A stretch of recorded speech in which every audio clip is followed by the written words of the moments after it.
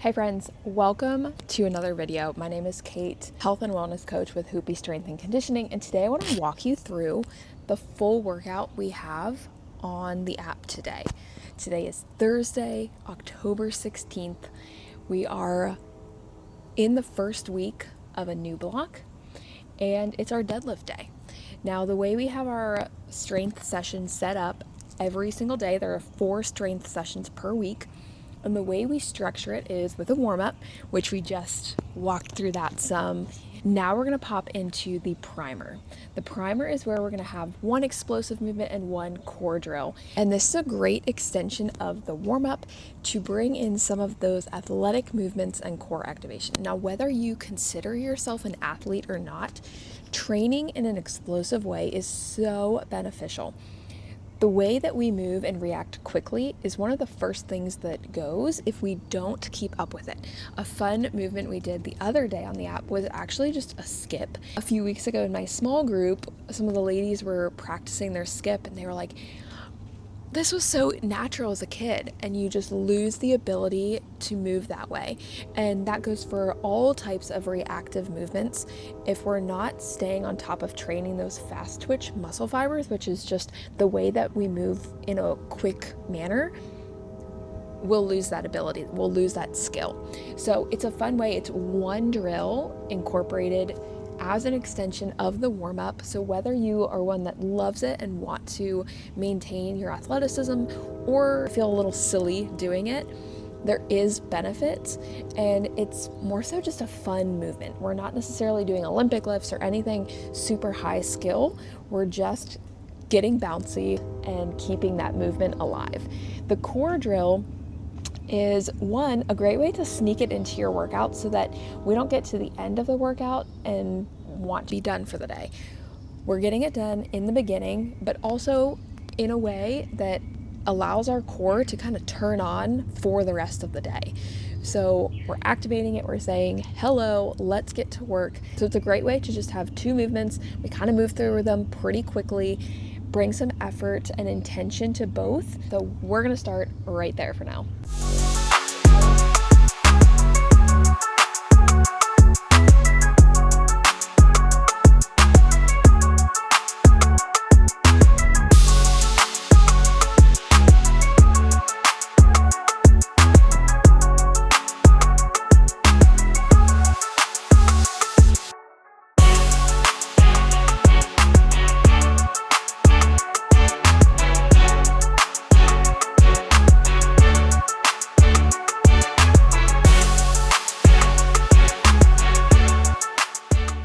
Okay, so following up the primer, we head into the strength section of the workout, and that is one movement with more of an emphasis on building strength through lower reps and an RPE. We're shooting for usually about an 8 or so here. Just a little bit on the RPE. On this scale, an easy way to think of it is an RPE 10, and RPE is rate of perceived exertion. So you are rating how it feels, how the effort feels to you. An RPE 10 is all out. This is more than likely going to be at a powerlifting meet or some type of day of programming where you're testing and you're pushing yourself close, if not to failure. Dropping down slightly to an RPE 9, we're not quite failing, but it is one more rep left in the tank. So you can look at it almost in reverse as well. It is a 9 out of 10 effort, and I could also probably only do one more if I literally had to do it. And so now pulling back into RPE 8, we're looking at an effort where we could do 2 more. And the reason for this is because it's a great spot of where we can build strength, and that's the primary goal when we're going through the strength section of the workout. But we also don't want to close that brim of failure where it takes us a while to recover, has more of a diminishing return.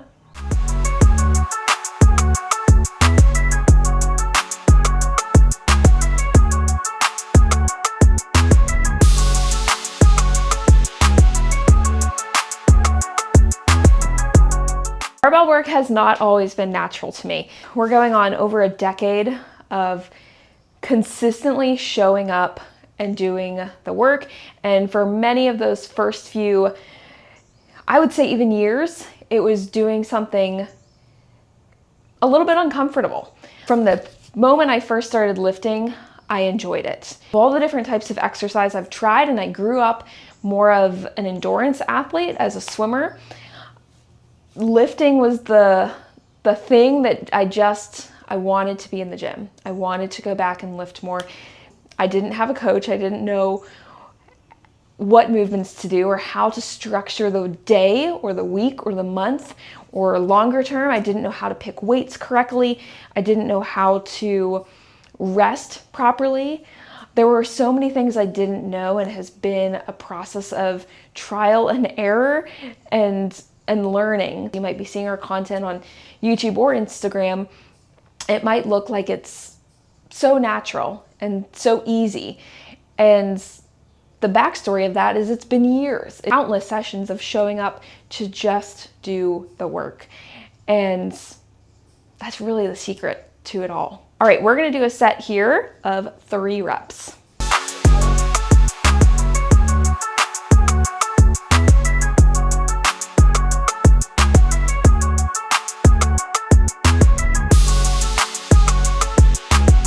The great thing about RP is it's so relative to you personally, in comparison to anyone that, if you're lifting beside people at a gym, it's relative to you. It's also relative to your day. If you are fully recovered, if you had a great night's sleep, if you maybe had a great pre-workout meal, you don't have much stress accumulated from daily life, and you're coming in feeling really great and really fresh.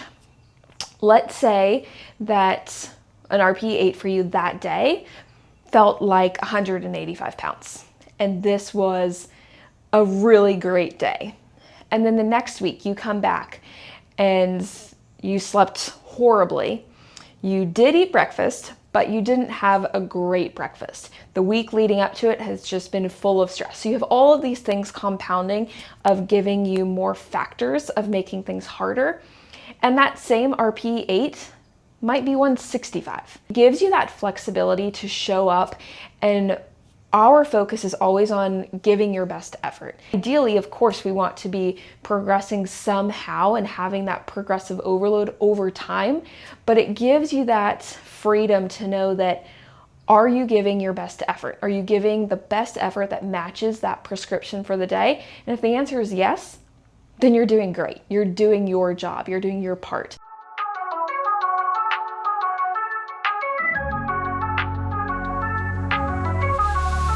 You may have seen my Vivo barefoot shoes. I love these. They are great. I love to be barefoot in general, but especially when you're lifting, barefoot shoes are where it's at. Just a quick, easy way to think of it. If you have more of a running shoe, if I were to wear those same shoes in here when I'm lifting, and lots of running shoes, I have one pair in particular that the cushion is about, I would say, 2 inches high. So think of it in the sense of standing on your mattress and you realize you're a little bit wobbly because there's cushion and you're squishing down and there's not much stability. Same kind of idea applies if you were to come into the gym and you're doing a movement, really any lift, but in terms of a deadlift or a squat or something like that, where you really need to have a good, firm, stable foot to, 1, stay balanced, but 2, exert force.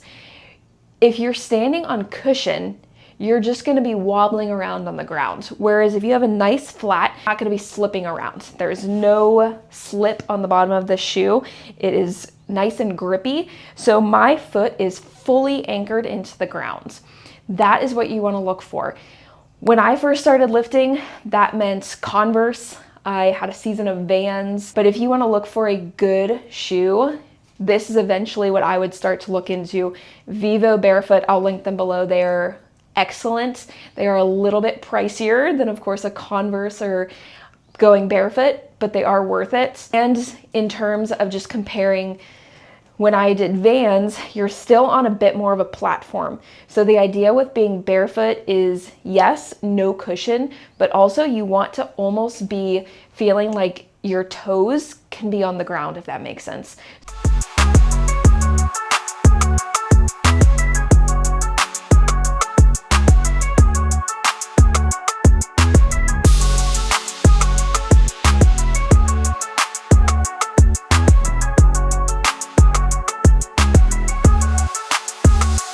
All right, those are done. 3 challenging sets to work on strength and building skill. A lot of my strength background is with powerlifting, so maintaining the big 3, squat, bench, deadlift, is something I enjoy doing, but man, my favorite part now is this next section. It's our build section of the workout. 2 movements, we're bumping the reps up slightly into a higher rep. It's 8 to 12 reps now, and the RPE is staying higher. So with that higher RPE means our effort is still going to be there, but the reps going up means the weight is inevitably going to go down some. We have an overhead press and a good morning. Let's get that set up.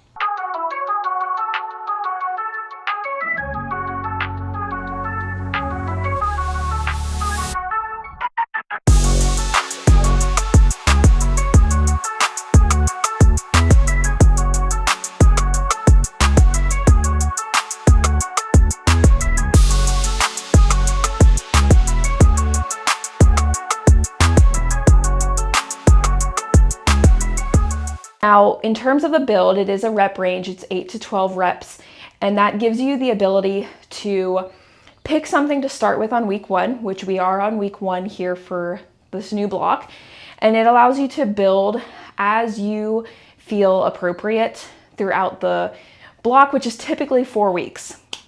So I typically I just hop right in the middle at about 10 reps and find a weight that works there. While it is a group program, it gives you the ability to progress how you choose and how you feel is appropriate week to week. Let's get into the good morning.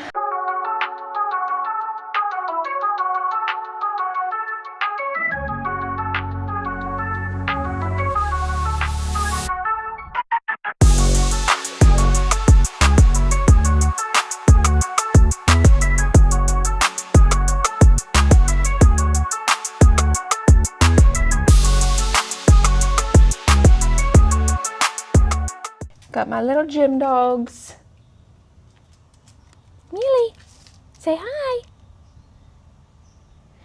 She's much more interested in walking around outside, and he is a Velcro dog.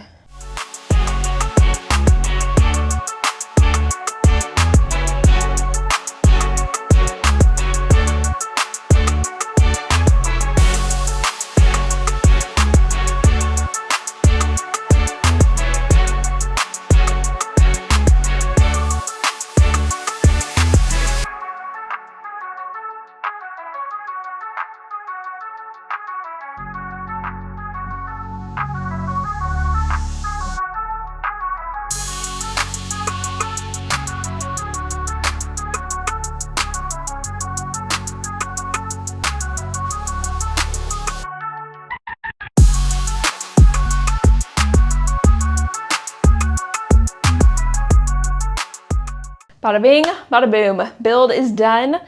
So as you can hopefully start to see throughout each phase here, they all have a purpose. With strength, the primary goal is to get strong and build that strength. With build, the primary goal now becomes building muscle. And of course, the 2 of those overlap. They complement each other, but without build, and this is something from my past that I did poorly when I was very heavily into powerlifting. My primary focus was strength, working in those low rep ranges to mostly refine the skill of the actual movement.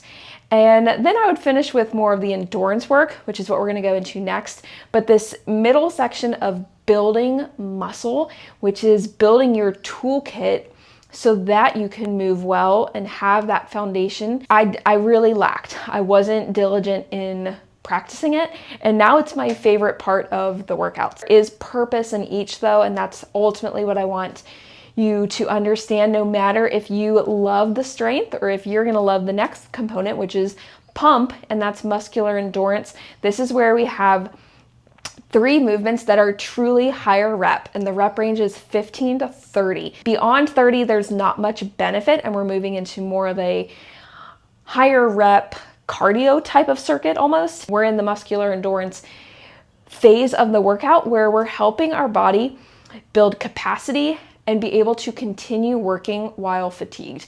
And those are the things that as we build that resiliency when we're fatigued, we build the ability to keep going and that capacity, our muscles are going to be better fit to show up in our build phase, show up in our strength phase. So they all complement each other, but they all have a purpose and they all have a place. So now we're going to move into that. We have a walking lunge, a pullover, and a bent knee Copenhagen plank. We have a great little pathway through the center of our yard for whatever reason, and I'm going to go do some lunges there.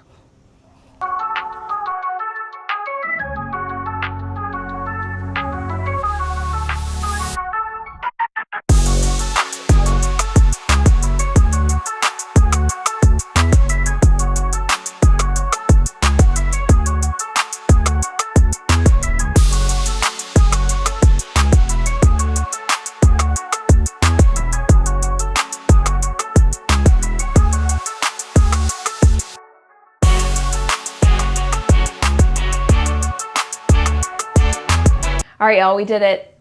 Feeling that workout. The last thing we have on every strength day is a flow section, and that is simply one movement to slow down and do some mobility. Today's movement is a 90-90. Take a few moments to breathe, settle back in, and also before you even complete the workout, because I know for me, mobility, if I don't do it while I'm in the headspace of working out, I am not going to come back to do mobility. I want to, but I know I won't. So even though the flow section is not a lot, it's not meant to be time consuming, it is simply a way to encourage you to at least get one movement, which will in turn get 4 movements per week. Thank you for being here with me today as I worked out. I hope you got some value from it. If you need guidance, if you need structure, I would love for you to join the app. We have lots going on in there. It is so much more than just a workout for you to follow throughout the week. And while that is so valuable and gives you great clarity and direction going throughout your week and your month and stacking those together, we really try to bring more value in the sense of resources for you to refer back to at any time, and those go over things like exercise topics that we talked about today, nutritional resources, healthy recipes that we're continuing to create and add to the app.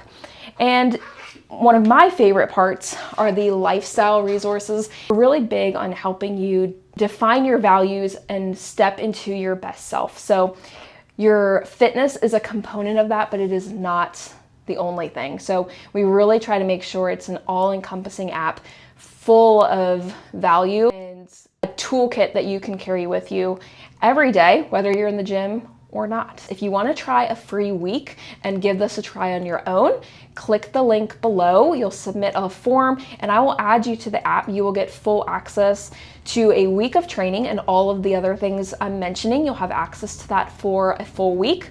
Would love for you to try it out, see if it's a good fit for you, and help in any way that we can. Thank you for watching. Thank you for being here. Please like, subscribe. We'll be back for more soon. Have a great day.